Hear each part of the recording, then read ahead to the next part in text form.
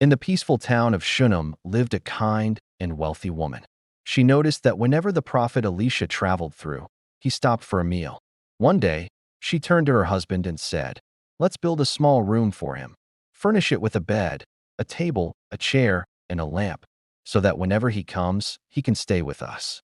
Her hospitality touched Elisha deeply. One day, as he rested in that very room, he called for her. Through his servant Gehazi, Elisha asked, "You have gone to all this trouble for us. What can be done for you?" The woman replied, "I have a home among my own people. I need nothing."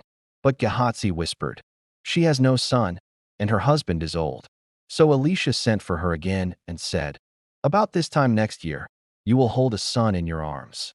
She gasped, "No, my lord. Please, man of God, don't mislead your servant." But the word of the Lord stood firm, and a year later, she held her newborn son. The tragedy years passed, and the boy grew. One day, he ran out to his father in the fields, crying, "My head, my head." The father sent him to his mother. She held him in her lap until noon, and then he died. Her heart broke, but her faith held. She carried her son to Elisha's room, laid him on the prophet's bed, and shut the door.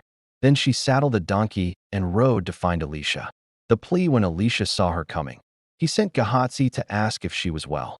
She brushed past him and fell at Elisha's feet, sobbing, "Did I ask you for a son, my lord? Didn't I say, 'Don't raise my hopes'?" Elisha immediately rose and followed her. The miracle. He entered the room where the boy lay lifeless. Elisha shut the door and prayed earnestly to the Lord. Then he stretched himself over the child, mouth to mouth, eyes to eyes, hands to hands. The boy's body began to grow warm, but still no breath. Elisha walked back and forth, praying, then stretched over the boy again. Suddenly, the child sneezed 7 times and opened his eyes. The joy restored. Elisha called to Gehazi, "Call the Shunammite woman." When she entered, Elisha said, "Take your son." She fell at his feet, weeping, not in sorrow, but in joy. Then she gathered her son into her arms.